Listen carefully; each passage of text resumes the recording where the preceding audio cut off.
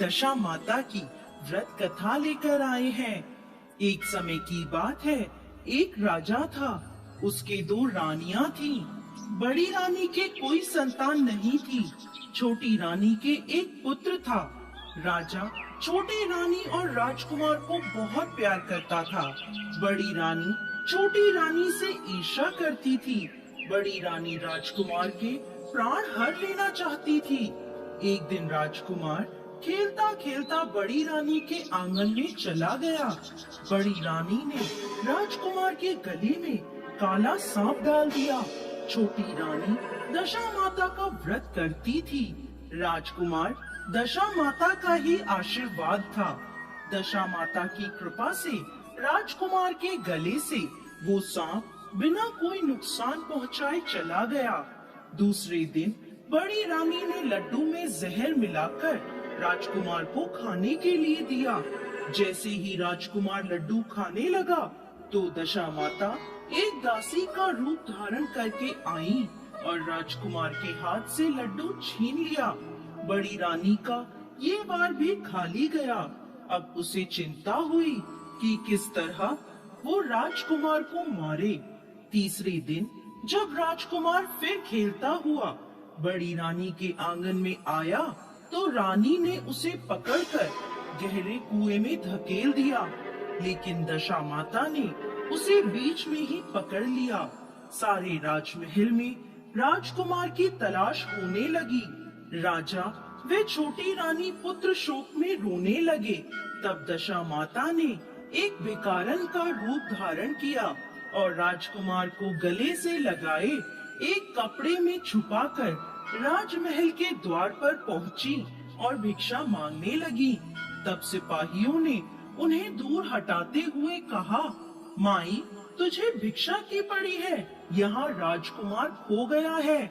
इस पर दशा माता बोली, भाइयों पुण्य का प्रभाव बड़ा विचित्र होता है। यदि मुझे भिक्षा मिल जाए तो संभव है कि खोया हुआ राजकुमार तुम्हें मिल जाएगा। ये सुनकर द्वारपालों ने दशा माता को अंदर जाने दिया।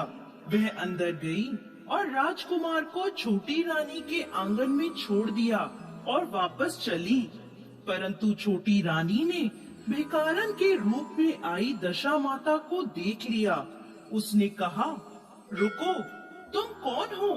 तुमने 3 दिन तक मेरे बेटे को छुपा कर रखा, ऐसा तुमने क्यों किया?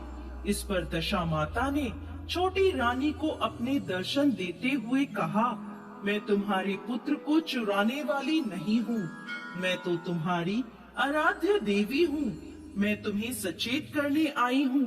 बड़ी रानी तुमसे ईर्ष्या करती है, वो तुम्हारे पुत्र के प्राण हर लेना चाहती है। और दशा माता ने बड़ी रानी की सारी करतूत छोटी रानी को बता दी।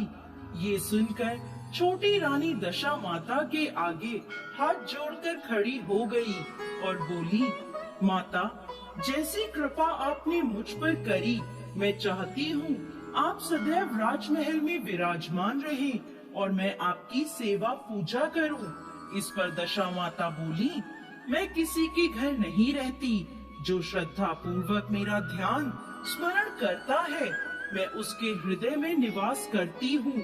मैंने तुम्हें साक्षात दर्शन दिए हैं, इसलिए तुम सुहागन स्त्रियों को बुलाकर विधिवत आदर सत्कार के साथ भोजन कराओ और नगर में ढिंडोरा पिटवा दो कि सभी लोग मेरा व्रत करें। ऐसा कहकर दशा माता अंतर्ध्यान हो गई। हे दशा माता, जैसी कृपा छोटी रानी पर करी, वैसे ही इस कहानी को कहते, सुनते और हुंकार भरते सब पर करना। जय दशा माता।